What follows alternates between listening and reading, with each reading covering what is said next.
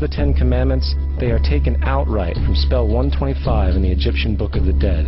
What the Book of the Dead phrased, "I have not stolen," became "Thou shalt not steal." "I have not killed," became "Thou shalt not kill." "I have not told lies," became "Thou shalt not bear false witness," and so forth. In fact, the Egyptian religion is likely 95% of the foundation of the Judeo-Christian theology. Baptism, afterlife, final judgment, virgin birth, death and resurrection, crucifixion, the Ark of the Covenant, circumcision, saviors, Holy Communion, Great Flood, Easter, Christmas, Passover, and many, many more are all attributes of Egyptian ideas long predating Christianity and Judaism.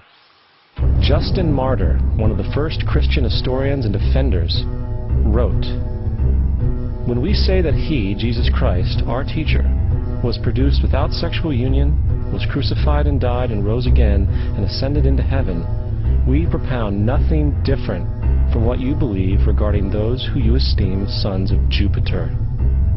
In a different writing, Justin Martyr said, "He was born of a virgin, except this in common with what you believe of Perseus." It's obvious that Justin and other early Christians knew how similar Christianity was to the pagan religions. However, Justin had a solution. As far as he was concerned, the devil did it. The devil had the foresight to come before Christ and create his characteristics in the pagan world. Fundamentalist Christianity, fascinating. These people actually believe the world is 12,000 years old. It's 45. I actually asked one of these guys, okay, dinosaur fossils. He says, dinosaur fossils? God put those here to test our faith.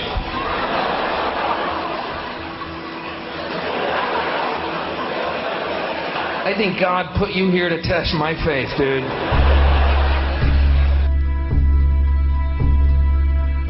The Bible is nothing more than an astrotheological literary folk hybrid, just like nearly all religious myths before it. In fact, the aspect of transference of one character's attributes to a new character can be found within the book itself. In the Old Testament, there is the story of Joseph. Joseph was a prototype for Jesus. Joseph was born of a miracle birth. Jesus was born of a miracle birth. Joseph had 12 brothers. Jesus had 12 disciples. Joseph was sold for 20 pieces of silver. Jesus was sold for 30 pieces of silver. Brother Judah suggests the sale of Joseph. Disciple Judas suggests the sale of Jesus. Joseph began his work at the age of 30. Jesus began his work at the age of 30. The parallels go on and on. Furthermore, is there any non-biblical historical evidence of any person living with the name Jesus, the son of Mary, who traveled about with 12 followers, healing people and the like? There are over 40 well-documented historians who lived either during the period of Jesus' supposed life or soon after, who combined have enough literature to fill a small library. How many of these historians document the spiritual leader? Not one. There is no evidence of any man known as Jesus in the historical record of that period, which fits any broad stroke of his supposed biblical life. You would think that a guy who rose from the dead and ascended into heaven for all eyes to see and performed the wealth of miracles acclaimed to him would have made it into the historical record. It didn't, because Jesus, either as a person or a Messiah, did not exist.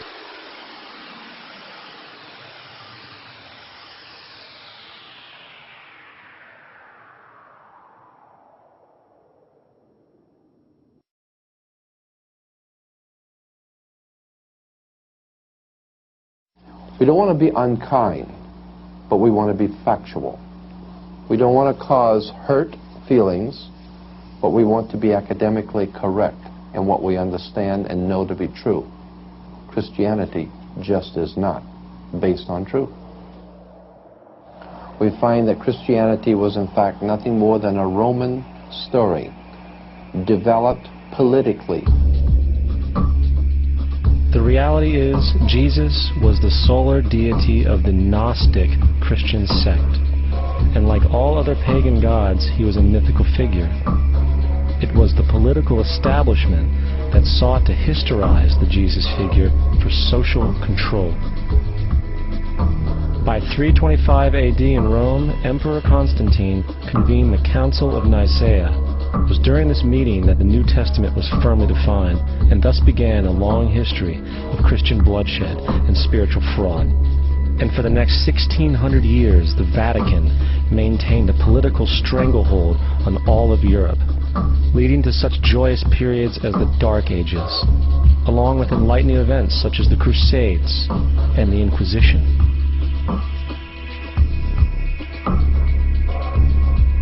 Christianity, along with all other theistic belief systems, is the fraud of the age. It serves to detach the species from the natural world, and likewise each other. It supports blind submission to authority. It reduces human responsibility to the effect that God controls everything, and in turn awful crimes can be justified in the name of divine pursuit. And most importantly, it empowers those who know the truth, but use the myth to manipulate and control societies. The religious myth is the most powerful device ever created and serves as the psychological soil upon which other myths can flourish.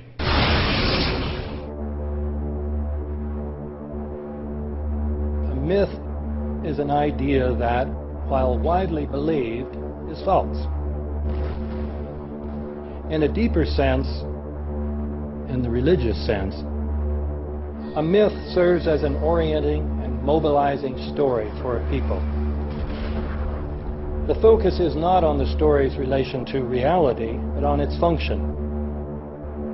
A story cannot function unless it is believed to be true in the community or the nation. It is not a matter of debate.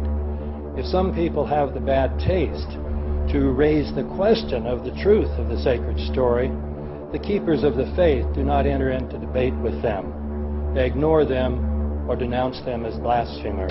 It is wrong, blasphemous, and sinful for you to suggest, imply, or help other people come to the conclusion that the U.S. government